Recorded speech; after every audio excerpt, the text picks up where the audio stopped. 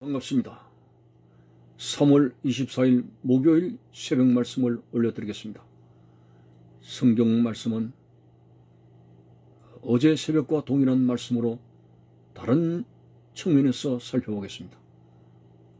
마가복음 9장 2절에서 7절까지 읽어드립니다.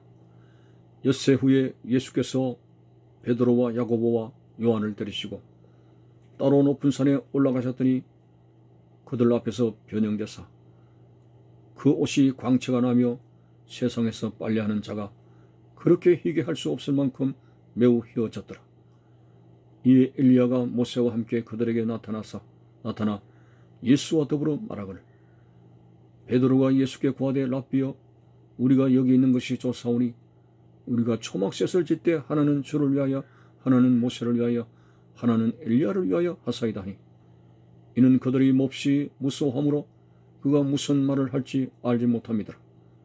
마침 구름이 와서 그들을 덮으며 구름 속에서 소리가 나되 이는 내 사랑하는 아들이니 너희는 그의 말을 들으라 하는지라. 아멘. 동일한 본문 말씀 속에서 그냥 지나치기에는 또 한 가지 측면을 바라봐야 될 말씀이기 때문에 오늘 새벽 말씀을 생각하게 됩니다. 자, 높은 산에 가서 야고보와 요한이 천국 맛을 봤다고 어저께 말씀을 드렸습니다. 예수님이 입고 계신 옷이 하얗게 변하고 예수님의 모습이 광채가 났습니다. 특별히 모세와 엘리야가 나타나서 주님과 대화를 나누는 모습이 오늘 본문에 기록이 되어졌습니다. 자, 여기서 우리가 간과해서는 안 될 중요한 것이 모세와 엘리야가 어디서 나타난 겁니까? 그냥 연기처럼 바람에 밀려와가지고 그렇게 주님 앞에 나타난 것이 아닙니다. 분명히 엘리야는 사역을 다 감당하게 됐을 때 성경에 뭐라고 기록되어졌습니까? 해오리 바람을 타고 그는 하늘에 승천했던 사람입니다.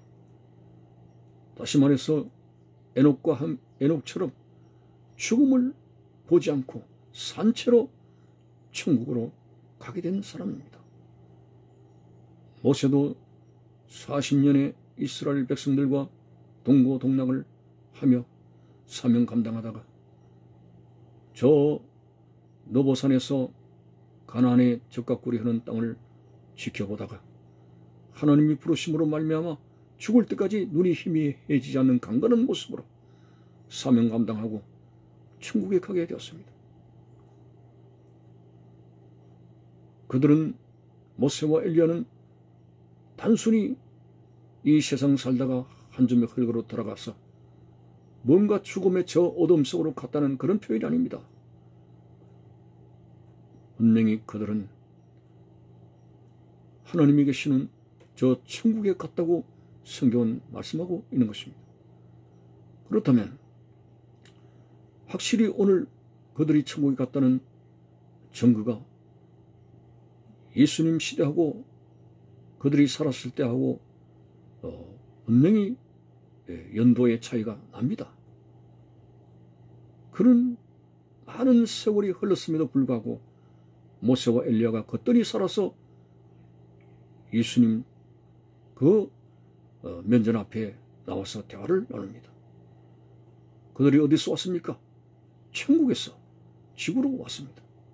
아니 그들이 무슨 비행기를 타고 왔나 타임머신을 타고 왔나 별의별 추측을 다 할 수 있습니다만은 그것은 우리가 지금 이 시간에 그것을 밝힐 수가 없죠. 여하튼 신비입니다.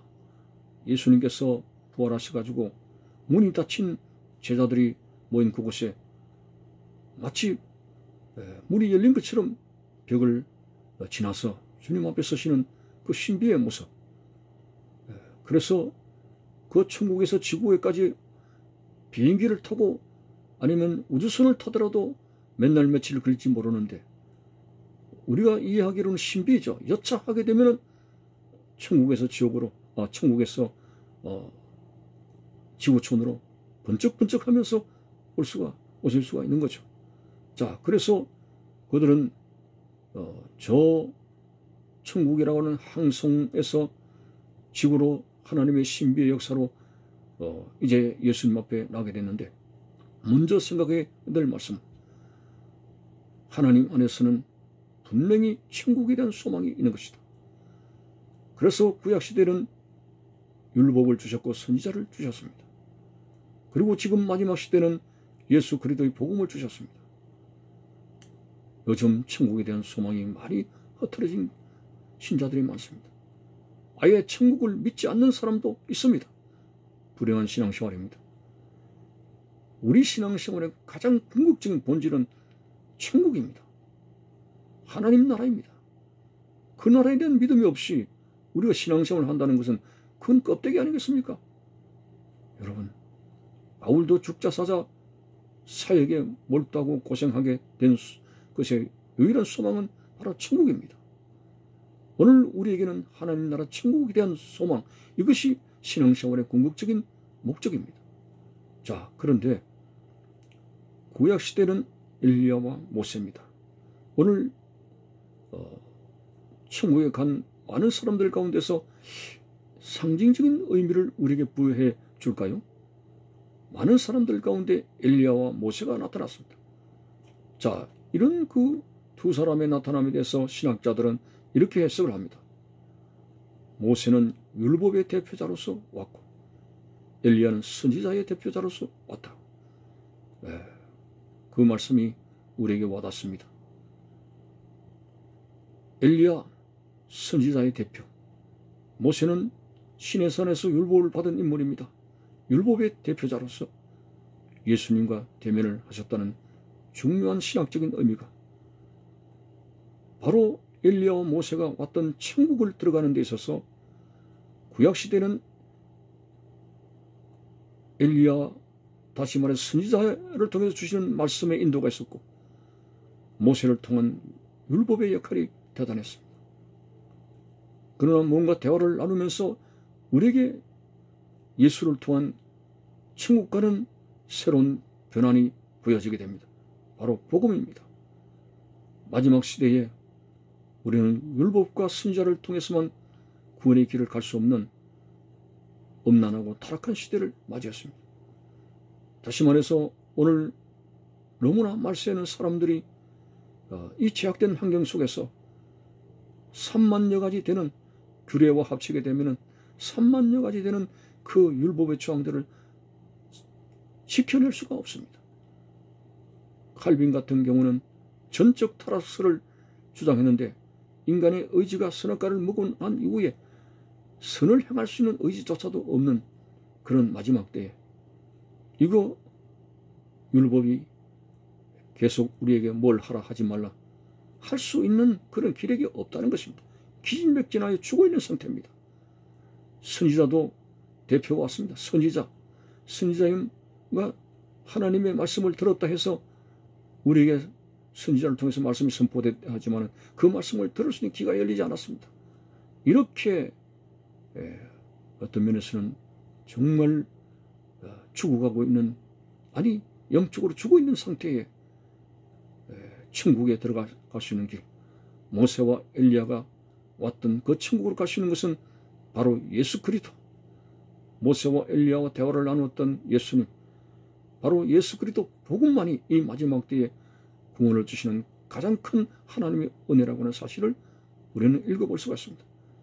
율법으로도 안 되고 선지자의 말씀으로도 안 되고 오직 십자가에서 우리의 죄를 안고 살찌고 피 흘리신 어린 양 되신 예수 그리스도를 나의 구주로 믿게 될 때, 마치 예수님께서 요한복음 3장에서 말씀하신 대로 불뱀에 물려 온몸에 독이 퍼져 죽어가는 사람들에게 노뱀을 쳐다볼 때, 노뱀 그 자체가 능력이 있는 것이 아니라 노뱀을 쳐다보면 나으리라고 하는 하나님의 언약입니다. 하나님의 언약을 믿고 그들이 쳐다볼 때에 해독되는 역사처럼 예수님이 하신 말씀이 그렇습니다. 인자도 높이 들려야 하리니 십자가에 우리의 모든 죄를 안고 그 죽으신 예수를 바라본다. 예수님을 믿는다. 믿게 되었을 때 우리 온 영혼에 퍼져 있는 죄악의 독을 다 해독할 수 있는 역사가 나타나게 되고 죄사함을 받아서 예수 그리스도를 통해서 구원을 얻게 된다는, 이게 바로 마지막 때의 복음의 은혜입니다.